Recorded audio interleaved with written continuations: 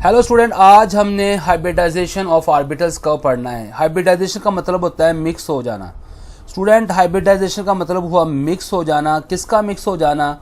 Orbitals का। Hybridisation of orbital का मतलब हुआ ऑर्बिटल का मिक्स हो जाना।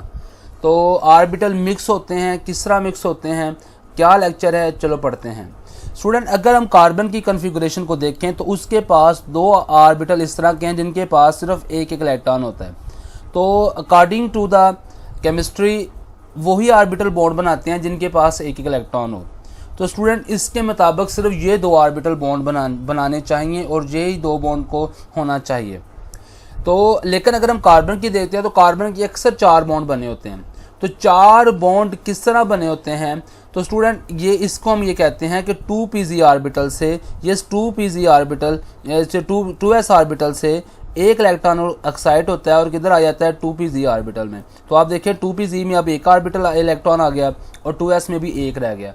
तो अब देखें जब सबके पास एक एक इलेक्ट्रॉन रह गया है तो इस तरह ये थ्योरी कहती है वो चार बॉन्ड बना सकता है। इसे टेट्रावेलेंट होना चाहिए, मतलब चार बॉन्ड बनाना चाहिए। इससे डाइवेलेंट नहीं होना चाहिए। कॉन्फ़िगरेशन यही कहती है इसे डाइवेलेंट होना चाहिए, लेकिन इसके चार बॉन्ड बनते हैं। तो स्टूडेंट, इसकी अगर हम बात करें तो इसके मुताबिक जो एक्साइटेड स्टेट कॉन्फ़िगरेशन है वो चार बॉन्ड को समझा देती है। और ऑर्बिटल हाइब्रिडाइजेशन थ्योरी जो है इसके लिए हमने क्या किया है, इसको यूज़ किया है। तो इसके मुताबिक 4 एटॉमिक ऑर्बिटल कार्बन के जो होते हैं वो मिक्स होते हैं और in different ways to explain the bonding shape and shapes of the molecules found by the carbon atom. तो सबसे पहले हमने पढ़ना है sp3 हाइब्रिडाइजेशन। स्टूडेंट, sp3 का मतलब है, इनको इस वर्ड को देखते हैं, एक s और 3 p हाइब्रिडाइजेशन मिक्स हो गए। sp3 हाइब्रिडाइजेशन जिसमें एक s 3 p मिक्स होकर बन गए sp3 हाइब्रिडाइजेशन। तो s की शेप क्योंकि स्फेरिकल होती है और p डम्बल होते हैं।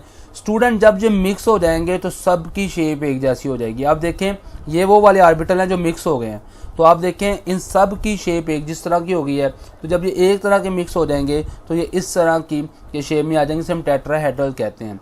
तो अगर हम चार बलून की बात करें तो एक बलून ऊपर को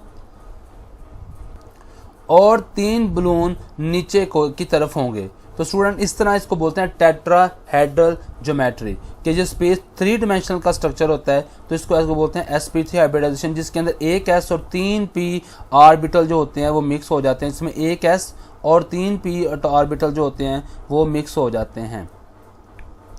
स्टूडेंट, इसको समझाने के लिए हम CH4 का स्ट्रक्चर देखेंगे। तो अगर हम CH4 की बात करें तो इसमें कार्बन ने 4 बॉन्ड बनाए हैं। तो इसके लिए हमें वही बात करनी पड़ेगी कि ग्राउंड स्टेट से इलेक्ट्रॉन जो था एक्साइटेड स्टेट में कन्वर्ट हुआ।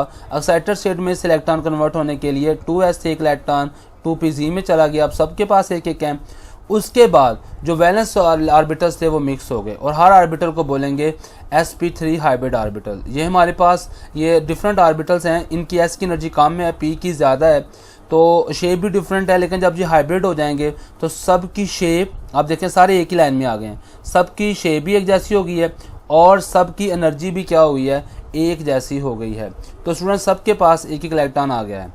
तो इसी तरह ये जब ये मिक्स होगा तो ये हाइब्रिड शक्ल बनाएगा। तो जब हाइब्रिड शक्ल बनाएगा तो एक H इधर आ गया, एक H इसके इधर लग जाएगा। तो बेटा इस तरह H लगते जाएंगे तो ये क्या होगा, CH4 का स्ट्रक्चर बनाएगा और इसमें जो एंगल आएगा वो 109.5 डिग्री का होगा। अगर हम इसे 3 डायमेंशन में बात करें तो स्टूडेंट इस तरह ये क्या हुआ, 3 डायमेंशन में एक H इधर लग गया, एक H इधर और एक H नीचे को, इस तरह H क्या होंगे उसके लग जाएंगे। तो इस तरह CH4 की शेप बनती है जिसमें एक S 3 P मिक्स हो गए, एनर्जी भी शेप सेम हो गई, शेप भी सेम हो गई। तो इनमें एनर्जी भी सेम है इनकी और शेप भी इनकी सेम है। दूसरा sp2 हाइब्रिडाइजेशन। sp2 हाइब्रिडाइजेशन में क्या होता है, एक s और 2 p ऑर्बिटल मिलेंगे। स्टूडेंट, जब एक s और 2 p शेप मिलेंगे तो ट्रायंगुलर प्लेनर शेप है। ट्रायंगुलर प्लेनर का मतलब हुआ 3 कोने और एक ही प्लेन में। अगर आप इसे ज़मीन के साथ लगाएंगे तो ये तीनों के तीनों पर ज़मीन के साथ लग जाएंगे, ज़मीन की प्लेन के साथ लग जाएंगे। तो स्टूडेंट, इसमें एक s और 2 p ऑर्बिटल्स ने मिक्स होना है और उसने बना देना है sp2 हाइब्रिडाइजेशन ऑर्बिटल्स। इसकी एग्जांपल समझने के लिए हम इथीन की एग्जांपल समझते हैं। स्टूडेंट, इथीन के पास 4 ऑर्बिटल होते हैं, तो 4 में से सिर्फ 3 मिक्स हुए और ये एक मिक्स नहीं हुआ, जिससे हमने बोल दिया अनहाइब्रिड ऑर्बिटल। तो जो मिक्स नहीं होगा उसकी शेप भी नहीं बदलेगी और उसकी एनर्जी भी नहीं बदलेगी। तो जो मिक्स हो गए 3 इनमें से, उन तीनों ने अपनी शेप और एनर्जी क्या की, एक जैसी कर ली। इन्हें हम बोलेंगे sp2 हाइब्रिड ऑर्बिटल।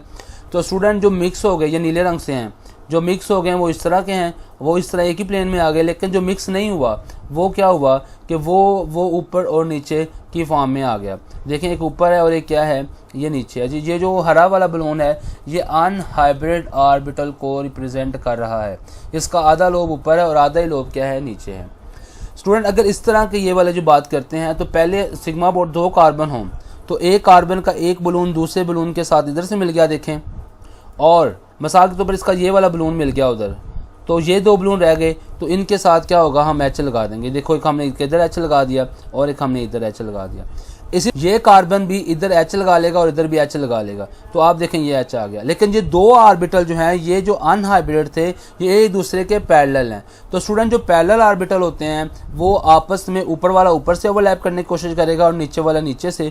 तो स्टूडेंट, ये जब दोनों एक दूसरे की तरफ मुड़ेंगे तो देखें ये एक इनका बॉन्ड बन जाएगा, आधा ऊपर से ओवरलैप हो गया और आधा नीचे से। इसको बोलते हैं पाई बॉन्ड। तो पाई बॉन्ड में क्या होगा कि एक ऑर्बिटल ऊपर से और एक ऑर्बिटल क्या होगा, नीचे से मैच करेगा। तो स्टूडेंट, ये एक सिग्मा बॉन्ड इनके दरमियान, ये वाला कार्बन इधर सिग्मा बॉन्ड बनाया, एक इधर सिग्मा बॉन्ड बनाया और एक इधर सिग्मा बॉन्ड बनाया, तो एक ऊपर पाई बन गया इनका। तो स्टूडेंट, अभी हम पढ़ने लगे हैं sp हाइब्रिडाइजेशन, और इसका मतलब है एक s और 2 p ऑर्बिटल्स ने मिक्स होना है। तो स्टूडेंट, इनमें से सिर्फ और सिर्फ 4 ऑर्बिटल में से एक s और एक p जो है वो हाइब्रिड होगा, और बाकी जो 2 ऑर्बिटल्स हैं वो हाइब्रिड नहीं होंगे। 2py और 2pz वाला ऑर्बिटल हाइब्रिड नहीं होगा। तो इसमें एक s और p वाले ऑर्बिटल ने हाइब्रिड होना है। इन दोनों की शेप और एनर्जी सेम हो जानी है। लेकिन ये जो 2py और 2pz वाले ऑर्बिटल हैं ये मिक्स नहीं होंगे, ना इनकी शेप बदलेगी और ना ही इनकी एनर्जी बदलेगी। जो 2 मिक्स हुए उनकी शेप sp इस तरह की बनी, एक लोब इधर एडजस्ट हो गया और एक इस साइड पर एडजस्ट हो गया, और तो इनके एंगल इनके दरमियान 180 डिग्री का होगा। स्टूडेंट, अगर मैं हाइब्रिड ऑर्बिटलों को इस तरह लिखूं कि ये वाले हाइब्रिड ऑर्बिटल हैं, ये वाले, तो 2 इसके ऊपर अनहाइब्रिड हैं, तो देखें ये एक इसके ऊपर क्या है कि एक इसके ऊपर इस तरह हाइब्रिड है, एक इसके ऊपर इस तरह ये वाला ऑर्बिटल अनहाइब्रिड है 2py वाला, और एक इस जितना ऊपर का उतना नीचे को, एक इसी तरह एक इधर को अनहाइब्रिड है, जितना आगे को है उतना इसकी क्या है, ये पीछे को है।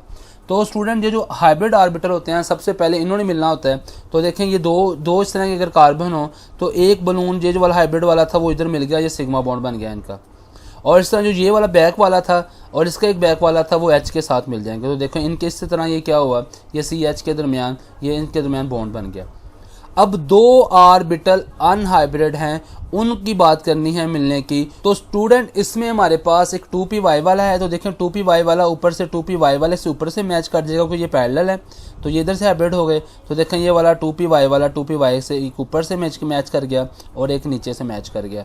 तो इसी तरह जो 2pz वाला था वो 2pz के इस पैरेलल है, जितना आगे को पैरेलल है उतना ही पीछे वाले भी एक ऑर्बिटल्स हैं वो भी पैरेलल है।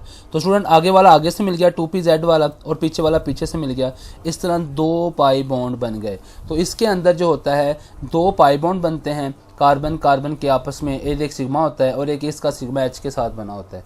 तो स्टूडेंट, इस तरह इथाइन जो स्ट्रक्चर है वो डेवलप होता है। तो कार्बन अपने ऑर्बिटल्स को हाइब्रिड करके न्यू मॉलिक्यूल बनाता है, और ये इसको एक्सप्लेन करने के लिए हमें हाइब्रिडाइजेशन थ्योरी की हेल्प की ज़रूरत पड़ती है।